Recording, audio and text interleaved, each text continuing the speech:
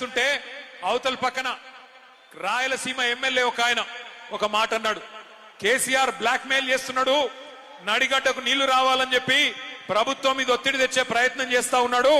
ఒకవేళ KCR black mail కు కనుక లొంగి తూములు కిందికి దించితే ఆ తూములని బాంబులతో బద్దలు కొడతామని చెప్పి ఒక రాయలసీమ ఎమ్మెల్యే చెప్పినాడు. చెప్తే కేసీఆర్ గారు ఏం చేసినారు తెలుసా? ఒక నిజమైన పులి ఏం చేస్తాడు?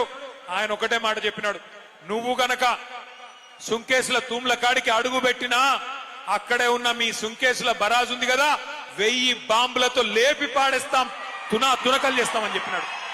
మరి అలా నల్లమల పులి అని చెప్పుకునే రేవంత్ రెడ్డికి ఆ దమ్ము ఆ తెగువ లేదా? పాలమూరు ఎండిపోయే పరిస్థితి వస్తే, కిందికి నల్లగొండకు చుక్క కృష్ణా నీళ్లు రాని పరిస్థితి వస్తే, మరి మనకు కేఎల్ఐ లిఫ్ట్ ఎక్కడిది, పాలమూరు లిఫ్ట్ ఎక్కడిది? శ్రీశైలంలకే కృష్ణా నీళ్లు రాకపోతే మనం పైకి నీళ్లు తెచ్చుకునే అవకాశం ఎక్కడిది? ఆలోచించమని చెప్పి నేను కోరుతా ఉన్నా. ఇట్లా అక్కడ పక్కనే ఉన్న కాంగ్రెస్ ప్రభుత్వం ఇవాళ కృష్ణను ఆపే ప్రయత్నం చేస్తుంటే పైనున్న రాహుల్ గాంధీ మాట్లాడాడు, ఇక్కడ ఉన్న రేవంత్ రెడ్డి మాట్లాడాడు. మళ్ళీ తిరిగి మాట్లాడేది ఒకే ఒక్క నాయకుడు తెలంగాణ ప్రయోజనాల కోసం. ఎవరది? ఒక్క కేసీఆర్ గారు మాత్రమే. అందుకే కేసీఆర్ దండుగా మేము ఇవాళ అచ్చంపేట గడ్డ మీద నుంచి అడుగుతా ఉన్నాం ముఖ్యమంత్రి రేవంత్ రెడ్డిని, కాంగ్రెస్ ప్రభుత్వాన్ని, నీకు దమ్ముందా ఆల్మట్టిని ఆపేది, లేదా ఈ గులాబీ దండు బయలుదేరి అక్కడ పోయి అడ్డుకోవాలా చెప్పమని చెప్పి నేను అడుగుతా ఉన్నా. నీకు దమ్ముంటే, నీ ప్రభుత్వానికి తెగింపుంటే రాహుల్ గాంధీ దగ్గరికి పిలిపి కర్ణాటక ముఖ్యమంత్రిని, ఎట్లా కృష్ణా నదిని మా నల్లగొండకు, పాలమూరుకు, మా రంగారెడ్డికి కాకుండా చేస్తావు, ఎట్టి పరిస్థితిలో దీన్ని ఒప్పుకోం అని చెప్పి రాహుల్ గాంధీతో చెప్పి ఆల్మట్టి దగ్గర 70,000 కోట్లతోని వాళ్ళు ఏదైతే ఎత్తు పెంచే ప్రయత్నం చేస్తున్నారో దాన్ని వెంటనే ఆపేయి. ఆ దమ్ము నల్లమల పులికుందా? ఈయన నల్లమల పులేనా? నల్లమల పులే ఏంటిది మరి? ఇది పిల్లి కాదు, నక్క. నల్లమల నక్క. ఎందుకంటే నేను చెప్తలేను ఈ మాట. నిన్న కొడంగల్ నుంచి కొంతమంది వచ్చినారు తమ్ముళ్ళు, 300 మంది పార్టీలో జాయిన్ అయినారు, కాంగ్రెస్ వాళ్ళు, బీజేపీ వాళ్ళు. వాళ్ళు చెప్తున్నారు, అన్నా ఈ నక్క అచ్చంపేటకెళ్ళి పారిపోయి మా కొడంగల్కి వచ్చింది, ఈసారి తరిమి కొడితే మరి కల్వకుర్తి పోతుందో అచ్చంపేట పోతుందో వాళ్ళకు కూడా చెప్పురా అన్న చెప్పినారు. ఎందుకు నక్క అంటున్నా అంటే ఉత్తగానే కాదు. ఎలక్షన్ల ముందు ఏం చెప్పినాడు ఇదే రేవంత్ రెడ్డి? రైతులందరికీ చెప్పినాడు ఏమని? కేసీఆర్ రైతు రుణమాఫీ చేసిండు, కానీ నాకు ఓటేస్తే మళ్ళొక్కసారి 2 లక్షల రుణమాఫీ చేస్తా, ఎంబడే సంతకం పెడతా, డిసెంబర్ 9 నేను వస్తున్నా, ఎంబడే పెడతా, మీరు ఉరుకురికి తెచ్చుకోండి అన్నాడు. జరిగిందా రుణమాఫీ? అయిందా కాలేదా? చారాన అయ్యింది, బారాన కాలే. చారాన అయ్యింది, బారాన కాలే. ఇంకేం చెప్పిండు? ఇంకా 6 గ్యారంటీలు అన్నాడు. 6 గ్యారంటీలు. ఇది రాహుల్ గాంధీ గ్యారంటీ, రేవంత్ రెడ్డి గ్యారంటీ, బట్టి విక్రమార్క గ్యారంటీ అని చెప్పి ఎన్ని కథలు చెప్పిండో ఒక్కసారి గుర్తు తెచ్చుకోండి. నేను మొన్న సూర్యాపేట పోయినా, అక్కడ సోదరుడు పెళ్ళైంది మన కార్యకర్తది. అక్కడ పోయే వరకు ఆ సోదరుడు వాళ్ళ అమ్మగారిని పిలిచిండు, ఇంట్లోకి వెళ్ళి పిలిచి, అన్న మా అమ్మగారు అని పరిచయం చేశా. అమ్మ బాగున్నారా అన్న. బాగానే ఉన్న బిడ్డ అన్నది. అన్నాక మరి మీరు కొత్త కోడల్ని బాగా చూసుకుంటున్నావా అన్న. ఆ అమ్మాయి ఏమన్నదంటే, ఏం కోడలు బిడ్డ అన్నది. నేను పరేషాన్ అయినా.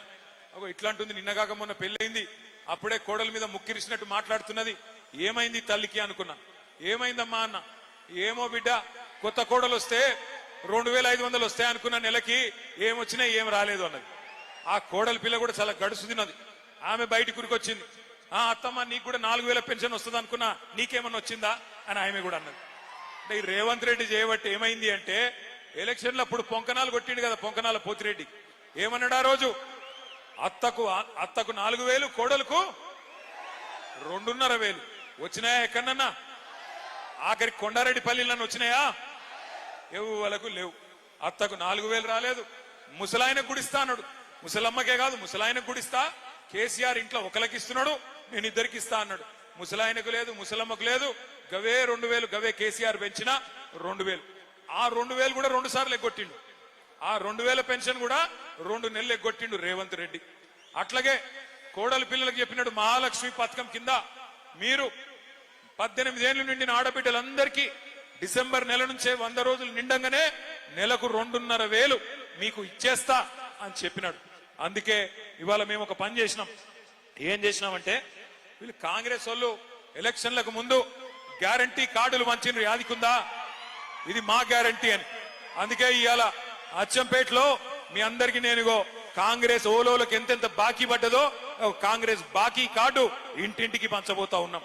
ఎవలోలకు ఎంతెంత బాకీ పడ్డది కాంగ్రెస్ అంటే, ఆడపిల్లల విషయమే తీసుకుంటే, మహాలక్ష్మి పథకం విషయమే తీసుకుంటే, ఒక్కొక్క ఆడబిడ్డకు 22 నెలలను నెలకు 2,500 చొప్పున 55,000 రూపాయలు కాంగ్రెస్ పార్టీ బాకీ ఉన్నది.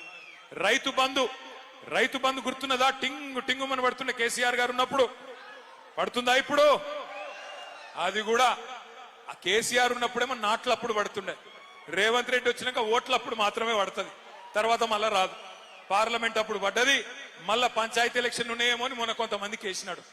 అది కూడా ఏం చేసినాడు, కేసీఆర్ 10,000 వేస్తే నేను 15,000 ఇస్తా అన్నాడు. అందుకే ఇక్కడ ఒక్కొక్క రైతుకు ఎంత బాకీ ఉన్నాడో ఇక్కడ రాసి పెట్టినాం. ఎంత బాకీ ఉన్నాడు రేవంత్ రెడ్డి అంటే, ఒక్కొక్క రైతుకు ఏదైతే 15,000 ఇస్తా అని చెప్పి మొన్న 12,000 ఇచ్చిండో, ఒక్కొక్క రైతుకు ఎకరానికి ఈ ఒక్క పంటకే 3,000 బాకీ ఉన్నాడు. పోయిన 2 పంటలకు 5,000 చొప్పున బాకీ పడ్డాడు. అట్లాగే మీరు రేవంత్ రెడ్డి ప్రభుత్వం రాకముందు పెద్ద పెద్ద మాటలు చెప్పినాడు. కేసీఆర్ ప్రభుత్వం ఒక ఆడపిల్ల పెళ్లి చేసుకుంటే 1,00,000 రూపాయలు ఇస్తున్నది, మరి నేను 1,00,000 రూపాయలు కాదు దాని మీదికెళ్లి తులం బంగారం ఇస్తా అన్నాడు. ఇప్పుడు 8 లక్షల పెళ్లిలైనాయి. మరి కాంగ్రెస్ ప్రభుత్వం వచ్చినాక ఎన్ని లక్షల తులాల బంగారం బాకీ ఉన్నాడు? 8 లక్షల తులాల బంగారం బాకీ ఉన్నాడా? అడుగుదామా? అట్లాగే వికలాంగులకు చెప్పినాడు, కేసీఆర్ గారు మీకు 4,000 పెన్షన్ ఇస్తున్నాడు, నేను 6,000 పెన్షన్ ఇస్తా అని చెప్పి నమ్మబలికినాడు. ఒక్కొక్క దివ్యాంగుడికి ఈ ప్రభుత్వం 22 నెలలకు గాను 44,000 రూపాయలు బాకీ ఉన్న విషయం మీ అందరికీ ఈ బాకీ కార్డు ద్వారా నేను గుర్తు చేస్తా ఉన్నా. ఈ బాకీ కార్డు రేపు గ్రామ గ్రామానికి పోవాలి, గడప గడపకు పోవాలి, మనిషి మనిషికి పోవాలి.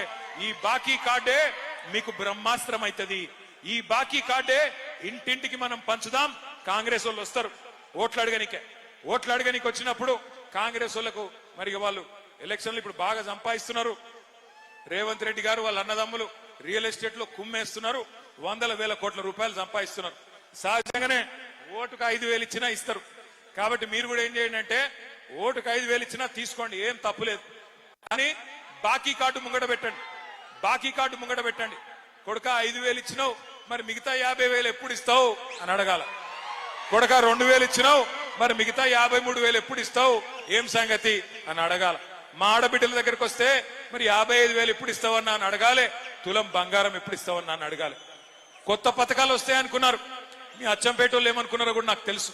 మీరేమనుకున్నారంటే, అచ్చంపేట వాళ్ళు మా ఎమ్మెల్యే ఓడిపోతాడు కానీ కేసీఆర్ గెలుస్తాడు కదా అనుకున్నారు. అంతే అనుకున్నారా? అంతేనా? ఒకసారి అంతే అనుకున్నారు, చేయలేవటండి. అందరు అంతే అనుకున్నారా? అంటే పోతే మా ఎమ్మెల్యే పోతాడు కానీ కేసీఆర్ అయితే ముఖ్యమంత్రిగా ఉంటాడు అనుకున్నారు. అట్లాగే పక్క కొల్లాపూర్ వాళ్ళు అట్లే అనుకున్నారు, యువతల వాళ్ళు కూడా అట్లే అనుకున్నారు. అందుకే ఓడిపోయినాం మనం. ఎక్కడో వాళ్ళు అక్కడ అట్లే అనుకొని మీరు మోసపోయి ఇలా గోసపడతా ఉన్నారు. చిలుకకు చెప్పిండు కేసీఆర్ గారు, ఇదే అచ్చంపేటలో చెప్పినాడు. ఏం చెప్పినాడు? మోసపోతే గోసపడతారని చెప్పినారు. మరి ఇప్పుడు చూస్తున్నారు కదా, యూరియా బస్తాల కోసం లైన్లు కట్టే దిక్కుమాలిన రోజులు వచ్చినాయి. కేసీఆర్ ఉన్నప్పుడు ఉండేనా ఈ పరిస్థితి? యూరియా కోసం యుద్ధాలు చేసే పరిస్థితి ఉండేనా? ఇలా పొద్దున పోతే ఎప్పుడు వస్తుందో యూరియా బస్తా తెలియదు, ఎప్పుడు మళ్ళా ఇంటికి వస్తాడో మనిషి తెలియదు. కొంతమంది లైన్లలో నిలబడి చక్కెర వచ్చి పడిపోతున్నారు, కొంతమంది అక్కడనే చచ్చిపోయిన వాళ్ళు ఉన్నారు. మొన్న ఒక గిరిజన మహిళ మిర్యాలగూడ నియోజకవర్గంలో ఆ తోకిసలాటలో అక్కడనే పడి చచ్చిపోయిన పరిస్థితి ఒక గిరిజన రైతు. ఇటువంటి పరిస్థితి కేసీఆర్ ఉన్నప్పుడు ఉండేనా? ఎన్నడన్నా రైతుకు ఇబ్బంది కలిగిందా కేసీఆర్ గారు ఉన్నప్పుడు? ఇవాళ ఆలోచించమని కోరుతా ఉన్నా. ఆల్మట్టి ఎత్తు పెంచుతుంటే మాట్లాడాడు, యూరియా ఇయ్యడు, రైతు బంద్ అయ్యాడు, బోనస్ ఇచ్చిండా? బోనస్ బోగస్ అయ్యింది.